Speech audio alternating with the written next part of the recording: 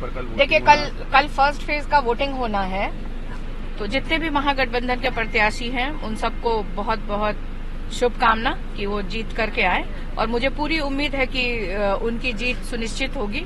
वो सिर्फ हवा में नहीं बातें कर रही हूँ मैं इसलिए बातें कर रही हूँ, धरातल पे रह करके मैं बातें कर रही हूँ कि जिस तरह से हम लोग मुद्दों को लेकर के गए हैं और जिस तरह से 10 साल में कोई भी काम नहीं हुआ है, जितने भी वादे हुए थे, इस आधार पर मैं कह रही हूँ कि महागठबंधन के जितने भी प्रत्याशी लड़ रहे हैं चारों सीट पे, उनकी जीत सुनिश्चित है।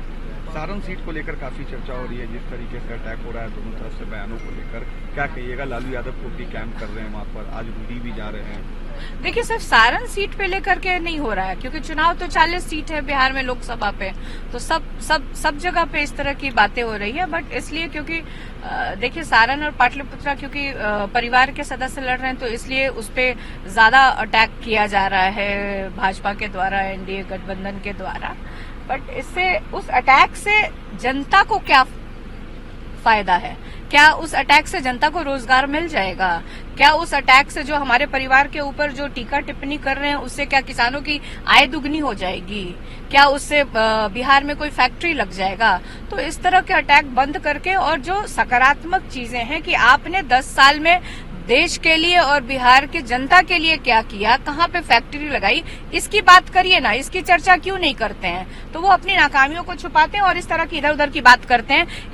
इसको जनता भली भांति से समझ चुकी है, और इस बार एनडीए गठबंधन की विदाई तय कर चुकी है देश की जनता।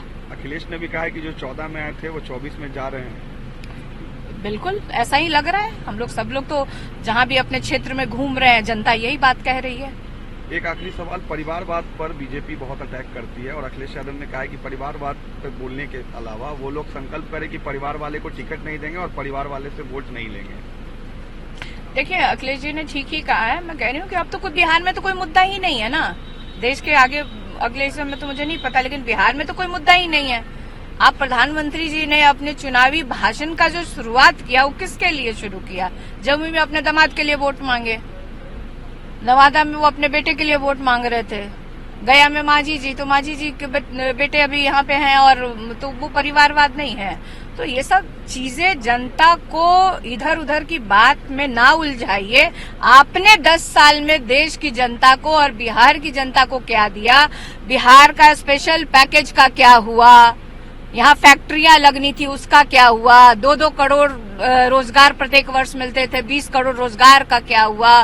किसानों की आय दुगनी हुई कि नहीं हुई? महंगाई कम हुआ कि नहीं हुआ? महिलाओं के मुद्दों पे, तो इस पे क्यों नहीं चर्चा करते हैं प्रधानमंत्री जी और उनके गठबंधन के नेता लोग?